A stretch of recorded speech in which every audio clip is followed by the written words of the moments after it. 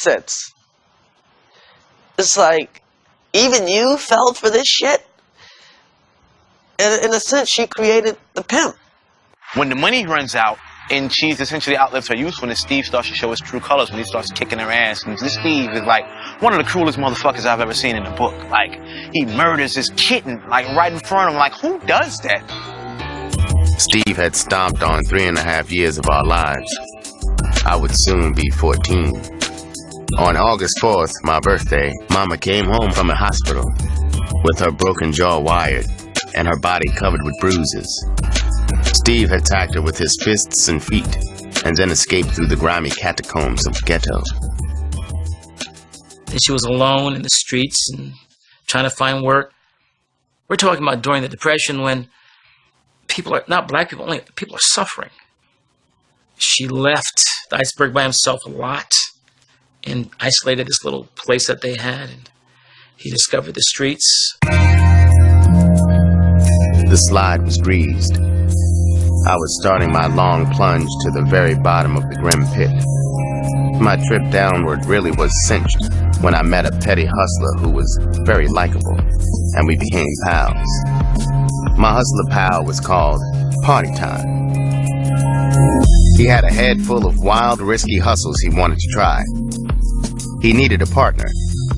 Party Time, he was his real knowledgeable brother, so he was able to give Ice the rundown. He was able to break it down in the simplest terms, like, you know, and not become cross with him if he didn't catch on right away. Even though I had started to rot inside from the street poisoning, amazingly, at 15, I graduated from high school with a 98.4 average. I got a scholarship to go to college. And I got it by daydream. But I was able to retain enough of the information so that the Black Tuskegee Club sent me to Tuskegee during the Depression. This is the home of Booker T. Washington, one of the most powerful black leaders ever. Immediately, because I was already street poison, I started bootlegging on campus in Alabama, okay? So I got expelled. I was sent home. So my mother sat down, and her words of wisdom come back to me now. She says, Bobby, apparently you like to run and associate with bad people, with street people. She says, you can become a criminal lawyer. He says, and make them pay you. He said, Bobby, get your education, become a criminal lawyer, and get a license to associate with the people that you admire and like so much. Now, have you ever heard anything more wise than that? 1937. He's out of Tuskegee. He's in Milwaukee.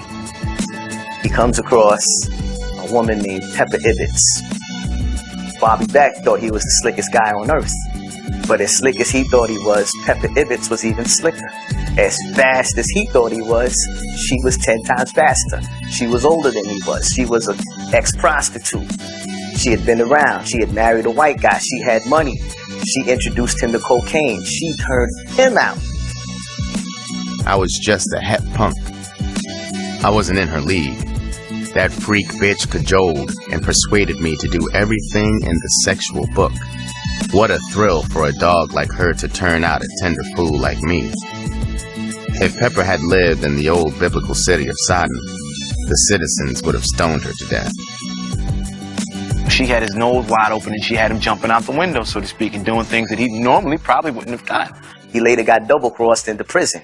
It was Pepper and a cop named Delansky, along with an unknown heistman.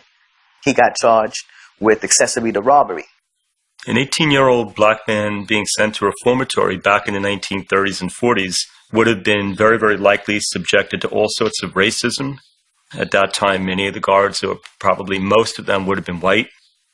They knew that they could push them around, perhaps physically abuse them. He probably got treated very, very poorly. It was there, in the dormitory, that I got the insatiable desire to pimp. I was a member of a clique that talked about nothing except whores and pimping.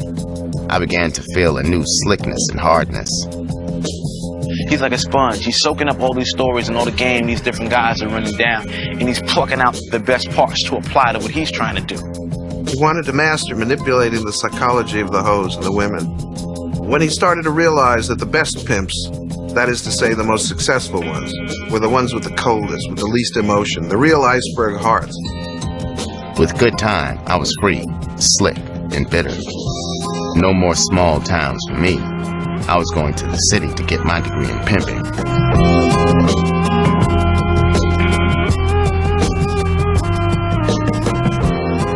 When you're black, my friend, and you get twisted, one's ego needed to be thought of as great and grand. And this was a way to do it. To have your own little kingdom. When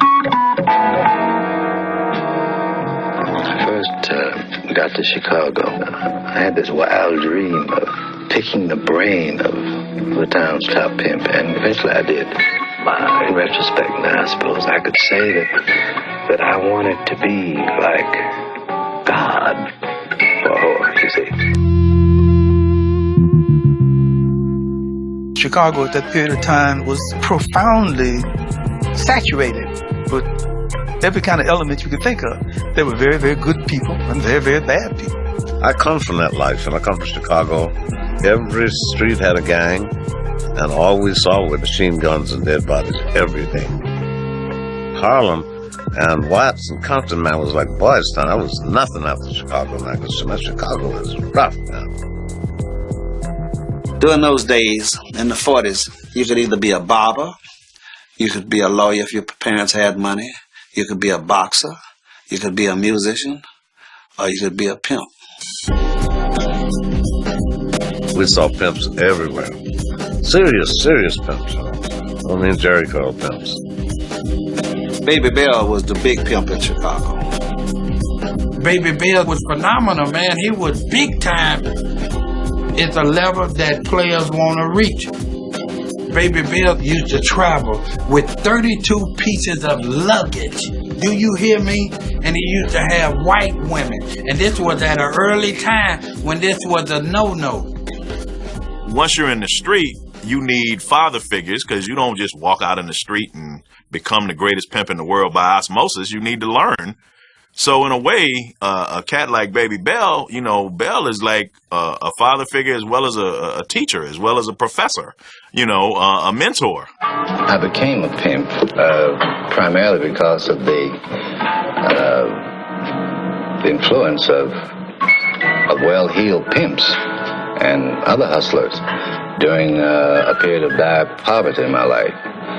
And I feel that I was influenced by the flashy glamour, the infestation of diamonds on these hustlers, and also by their big flashy cars. And I wanted a sense of importance.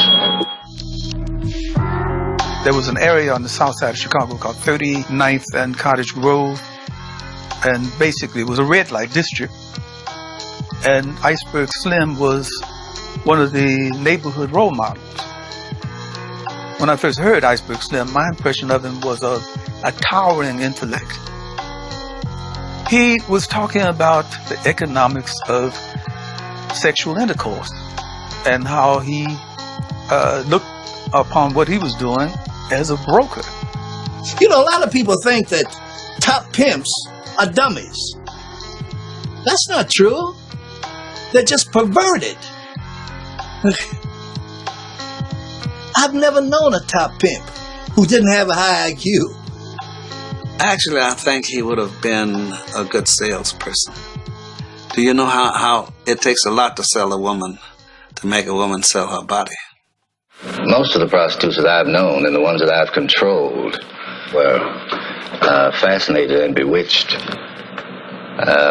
by my phony glamour, the poisonous pimp charisma. And they lived in my reflected glory, so to speak. It gave them a sense of importance. What is the life of a prostitute like? It's got to be holy hell. The booby traps in the street, the death traps in the street for a prostitute. Her life, the life of a prostitute is filled with tension and the pressure of the pimp. hope this won't mind asking you in here for a drink after meeting you on the street there. No, I don't mind having a drink, but further to go. Well, I think I'm entitled to have a drink with you, since I haven't seen you in 14 years. Oh, sure. Glad to see you, too, behind that time. I mean, when I had you, you were